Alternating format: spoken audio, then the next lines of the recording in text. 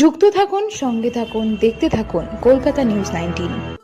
নমস্কার, আপনাদের সাথে আমি দিশা। কলকাতা নিউজ 19-এ আপনাদেরকে স্বাগত। শুরু করছি আজকের বিশেষ। বাংলার 1761 সাল শ্রী গোকুলচন্দ্র মিত্র বাগবাজারের কুমোরটুলিতে স্থাপন করলেন মদন মোহন জিউয়ের এই প্রসিদ্ধ মন্দির, যা আজ প্রাচীন, প্রসিদ্ধ ও প্রগাঢ় ঐতিহ্য নিয়ে আজও দণ্ডায়মান। প্রতি বছর কালী পুজোর পরে প্রতিপদে অন্নকূট উৎসব হয়ে থাকে এখানে। মদন মোহন জিউ রাজসিংহাসনে বসে 12 মাস তার ভক্তদের দর্শন দিয়ে থাকেন। আর আজকের দিনে দেখা দিতে তিনি নিচে নেমে আসেন আগত অগণিত দর্শনার্থীদের মাঝে। মদন মোহন ও রাধারানীর যুগল মূর্তির মোহময় অপার সৌন্দর্য রূপে মন্ত্রমুগ্ধ হয়ে রীতি অনুযায়ী ভক্তরা মুঠো মুঠো চাল ডাল বিগ্রহের দিকে ছুড়ে দেন। লক্ষ লক্ষ ভক্ত সমূহের মাঝেই আটচালার নিচে একটা ঘেরাটোপের মধ্যে তিনি ভোগ গ্রহণ করেন। তাকে 146 রকমের নিরামিষ পদ নিবেদন করা হয়। কথিত আছে, সেই প্রাচীন কাল থেকে একটি সাদা মাছি তার নাকের উপর এসে বসলে তবেই বোঝা যায় যে প্রভু নিবেদিত ভোগ গ্রহণ করলেন। আর তখনই ভক্তকুলের খোল করতালের যুগলবন্দি, মায়েদের শঙ্খ বাজিয়ে উলুধ্বনি, নয়নে বাড়িধারা, মুখেতে হরিনামের জয়ধ্বনিতে প্রসিদ্ধ আটচালা প্রাঙ্গণ মুখরিত করে মদনমোহনের মাহাত্ম্যকে আরও প্রাণবন্ত মহতি করে তোলেন।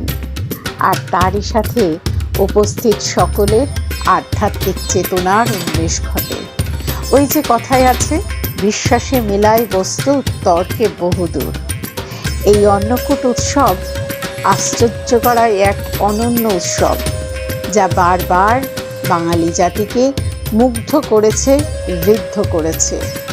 এক অদ্ভুত পরিবেশ, যেখানে একটু অন্নপ্রসাদের জন্য সারা রাত ধরে দূর দূরান্ত থেকে লক্ষ লক্ষ মানুষ এসে ট্রাম লাইনের উপর রাস্তায় রাত জেগে অধীর আগ্রহে অপেক্ষা করে থাকেন। প্রশাসনের থেকে যান চলাচল এই সময় অবশ্যই বন্ধ থাকে। আর মদনমোহনের ভোগের অন্নপ্রসাদ ভক্তদের উদ্দেশ্যে তার বাসস্থান থেকে ছুড়ে দেওয়াটাই রীতি। এই প্রথা একমাত্র বৃন্দাবনের পর কলকাতার কুমোরটুলিতে অবস্থিত মদনমোহনের এই বাড়ি থেকেই হয়ে আসছে বছরের পর বছর। স্বয়ং মহাপ্রভু সমগ্র বাংলার বাঙালি জাতিকে উচ্চ নীচ ভেদাভেদকে নস্যাৎ করে একই শ্রেণীতে আনতে চেয়েছিলেন সকলের মধ্যে সাম্য বজায় রাখতে। আর তাই তিনি হরিলুট প্রথা প্রচলন করেন, যে প্রভুর ভোগ সকলে সমানভাবে কুড়িয়ে নেবে বা গ্রহণ করবে, সে রাজা হোক বা প্রজা, দিন হোক বা ধনী। সমগ্র অনুষ্ঠানটিতেই উপস্থিত ছিলেন স্থানীয় কাউন্সিলর শ্রীমতী শশী পাজা মহাশয়া এবং বাঙালিবাদী, বাঙালি ঐতিহ্যের গবেষক মাননীয় শ্রী ডক্টর পার্থ সারথী মুখার্জি মহাশয় ও পরিবারের স্বনামধন্য সকল সদস্যরা। ধন্যবাদ।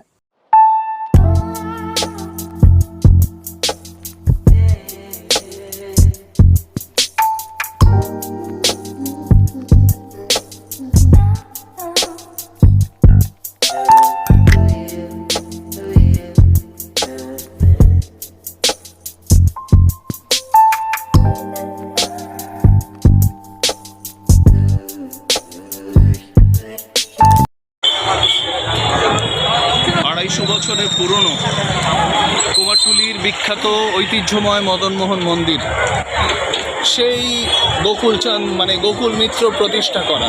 ওপাশে কুমারটুলি ঘাট, আসুন ওপাশে রসগোল্লা ভবন, এই চিতপুর ট্রাম লাইন, ওপাশে বাগবাজার, এই সেই মদনমোহন মন্দির, আর এই সেই বিখ্যাত উঠোন মানে বারান্দা যেখান থেকে অন্ন ছোঁড়া হবে। একটু বাদে এই ট্রাম লাইন বন্ধ করে দেওয়া হবে দুটো দিক, এবং এইখানে মানুষ নিজেদের গামছা দিয়ে ছাতা দিয়ে সেই অন্ন লুফে নেবেন। কয়েক লক্ষ লোকের সমাগম হবে এখানে। এটা বাংলার সবচেয়ে পুরনো একটা ঐতিহ্য, একটা দেখার জিনিস। আমি ডক্টর পার্থসারথী মুখার্জি আজকে কালী পুজোর দুদিন বাদে অন্নকূটের আসরে আপনাদের সবাইকে দেখাতে হাজির। আর ওই আমার সঙ্গে রয়েছে লক্ষ লক্ষ দর্শনার্থী, তারা আসতে শুরু করেছে। মন্দিরের ভেতরটা পুরো জ্যাম প্যাকড। এবারে আসল জিনিসের অপেক্ষা, সেই দৃশ্য আপনাদের দেখাবো খুব শিগগিরই। মানে হিন্দু ধর্মে এত যে ভাগ, উঁচু নিচু, বড়লোক জমি, বড়লোক প্রজা, সেইটা অ্যাবলিশ করতে হি স্টার্টেড হরিলুট। মানে আমি প্রসাদটা ছুড়ে দেবো, তুমি রাজা হও, ভিখিরি হও, প্রজা হও, মাটির থেকে কুড়িয়ে নেবে। অন্নকূট ওয়াজ দ্য প্রপার মানে successor, ideological successor of that whole thing. মানে প্রসাদ ছুঁড়ে দেব, সবাই সেটা লুটে নাও।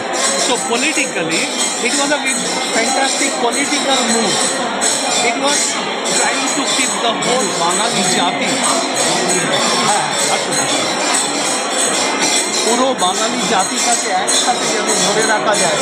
Annakut one of the strongest pillars to that idea. এই হলো underline principal.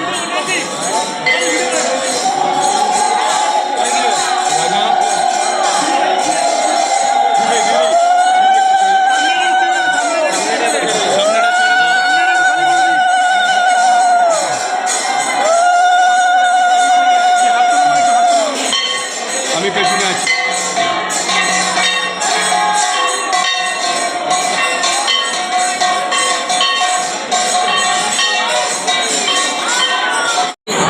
Doctor Parthasarathi Mukhopadhyay, বাঙালির যেখানে যা আছে, নানা বনেদি বাড়িতে, নানা বিশেষ বংশে, নানা পুরনো উত্তর কলকাতার জায়গায় সেই জিনিসের যে ঐতিহ্য, হেরিটেজ, সেইটা সম্বন্ধে বিশ্বের বাঙালিদের অবহিত করে থাকি।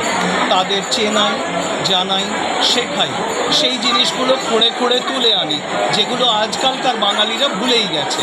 আজকালকার বাঙালিরা জানে কালী পুজো মানে দেদার বোমা ফাটাবো, বাজি ফাটাবো, মাংস খাবো, ঘুরতে যাব, নৈহাটি দেখবো, পানিহাটি দেখবো, কিন্তু তারা জানে না একটি ধানের শীষের ওপর একটি শিশির বিন্দুর মতন ঠিক কলকাতার মাঝ মধ্যিখানে বাগবাজারে মদনমোহন মন্দিরে এত বড় একটা ইনট্যাঞ্জেবল কালচারাল হেরিটেজ অর্থাৎ ঐতিহ্য, ইতিহাস পড়ে রয়েছে। একটু আগেই বংশের যারা তারা বর্ণনা করলেন, আমি এ বংশের কেউ নই, কিন্তু আমি সমগ্র বাঙালির অর্থাৎ বাঙালির যে বনেদিয়ানা, বাঙালির যে বাঙালিয়ানা, সেই নিয়ে আমি বলি। দেখুন, অন্ন ছুঁড়ে দেওয়া হচ্ছে। আমি যখন ফেসবুকে এগুলো পোস্ট করি, লোকে আমায় জিজ্ঞেস করেন ছোঁড়া কেন হলো, কুড়িয়ে খাওয়া কেন হলো, এটা তো আনহাইজিনিক। ব্যাপারটা তা নয়, ব্যাপারটার পেছনে একটা আন্ডারলাইন ভিত্তি আছে, একটা প্রিন্সিপাল, বিশ্বাস। শ্রী চৈতন্যদেব যখন দেখেছিলেন যে হিন্দু ধর্মে উঁচু নিচু, উঁচু জাত নিচু জাত নানা রকম ভরে যাচ্ছে, জমিদার প্রজা, তখন তিনি সাম্য আনার জন্য হরিল লুটের প্রবর্তন করেছিলেন, যে প্রসাদটা ছুঁড়ে দেওয়া হবে, রাজা থেকে প্রজা সবাই একসাথে সেটা এক জায়গা থেকে কুড়িয়ে তুলে নিয়ে খাবে। অর্থাৎ বাঙালির মধ্যে ঐক্য আসবে, সাম্য আসবে, তারা এক হবে। ঠিক তেমনি অন্নকূটের প্রিন্সিপালটাও অনেকটা এক। যিনি ছুঁড়ছেন তিনি জানলেন তার সারা জীবনে আর অন্নভোগের অভাব হবে না, এটাই প্রচলিত বিশ্বাস। আর যারা সেটাকে ছাতায়, গামছায়, পুরো ট্রাম লাইন বন্ধ করে দেওয়া হয়, লক্ষ লোক সেটা মানে ছাতায় গামছায় লুফে নেন সেই ভোগ, তারা সবাই আজকে সমান। সমস্ত সেই বাঙালি, সমস্ত হিন্দু, তার মধ্যে ভেদাভেদ চলে গেছে, তারা সবাই সমান। অন্ন অন্নকূটে তারা সমান, তারা সবাই সেই ভোগের প্রসাদ একসাথে লুফে নিচ্ছেন এবং সেখান থেকে খাচ্ছেন। এইটা হলো আন্ডারলাইন প্রিন্সিপাল, কেন প্রসাদটা ছোড়া হয় এবং কেন সেটা ধরে নেওয়া হয় বা কুড়িয়ে নেওয়া হয়। এবার দেখুন যে জায়গাটায় হচ্ছে সেটা অত্যন্ত ঐতিহাসিক। এই সেই উচ্চতম আটচালা এশিয়ার মদনমোহন মন্দির, এইখানে স্বামী বিবেকানন্দকে একবার নাগরিক সংবর্ধনা দেওয়া হয়েছিল, শোভাবাজার রাজবাড়িতে দেওয়া হয়েছিল আর এইখানে দেওয়া হয়েছিল। এছাড়া এটা দেখুন আটচালা দেখুন, এটা এশিয়ার উচ্চতম আটচালা, আর কোনো মন্দিরের নাম নেই।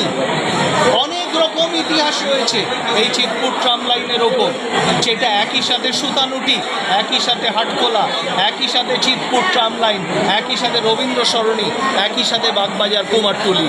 তার পরতে পরতে প্রতি জায়গায় একটা করে ইতিহাস রয়ে গেছে। তাই মানুষ দেখিয়ে তাদের একটা দর্শনার্থী, তাদের বিশ্বাস ওইখানে শ্রীকৃষ্ণকে মানে আমাদের মদনমোহনজিকে ভোগ উৎসর্গ করা হয়েছে। দেখুন সাদা কাপড়ে ঢাকা আছে, উৎসর্গ শেষ হয়ে গেলে তখন কাপড় খুলে দেওয়া হবে, তারপর সেই ভোগ ওপরে উঠবে। তারপর দেশ বিদেশ থেকে যত মানুষ এসছে তারা দেখবেন সেই অলৌকিক অপূর্ব দৃশ্য, অন্ন ছোঁড়া হচ্ছে আর মানুষ লুফে নিচ্ছেন তাদের বিশ্বাসে। এইগুলো হলো বাঙালির ছোট ছোট মণিমুক্ত। আপনারা অন্নকূট সম্বন্ধে জানুন, বুঝুন, ভালো থাকুন, ঐতিহ্যে থাকুন, বাঙালি থাকুন। ডক্টর পার্থসারথী মুখোপাধ্যায়, নমস্কার। যে গোকুল মিত্রের কাছে আমাকে রেখে টাকা নিয়ে রাজা বিশ্বাস করেন, তখনই মদনমোহন বলছিলেন এই জন্যই আমি চলে যাচ্ছি।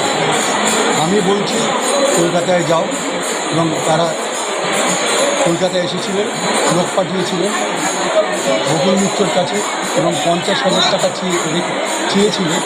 বিনিময় কি, কিসের বিনিময় দেওয়া? তিনি বলেছিলেন আমাকে রাখো, মদনমোহনকে রেখে।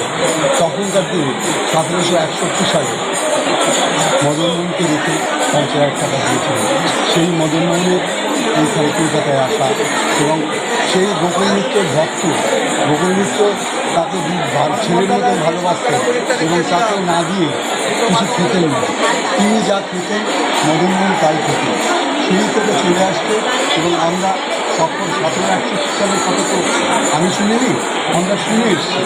এই থেকে নিয়ম মতো রাস অন্নকূট সব কিছু চলে আসছে এবং আজকেও আমরা চেষ্টা করছি সেটাকে চালিয়ে নিয়ে যাওয়ার। আজ আমরা শুনে এসেছি যে আমাদের 8ম প্রজন্ম অবধি এইটা ধারাবাহিকতা কোনো অসুবিধা হবে না। আমাদের এই অন্নকূট আজকে হচ্ছে প্রতিপদ করলে রান্না আরম্ভ হয়। 146টা পদে অন্ন দিয়ে আমরা অন্নকূট করে থাকি। এটাই হচ্ছে মদনমোহনের ইতিহাস।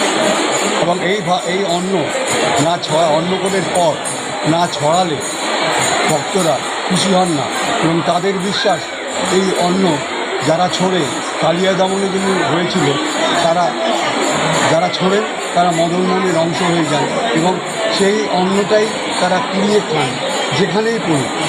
এই হচ্ছে মদনমোহনের অন্নকূটের মাহাত্ম্য এবং এই অন্ন থাকলে কারো কোনো দিন অন্ন কষ্ট হয় না, এটাই ভক্তদের বিশ্বাস। সেই জন্যে অন্নকূট হয়ে থাকে। আপনার নাম আর পরিচয়টা একটু বলবেন। আমি এই বাড়ির ভাগ্নে, মেয়ের ছেলে। আমার নাম চন্দন দত্ত।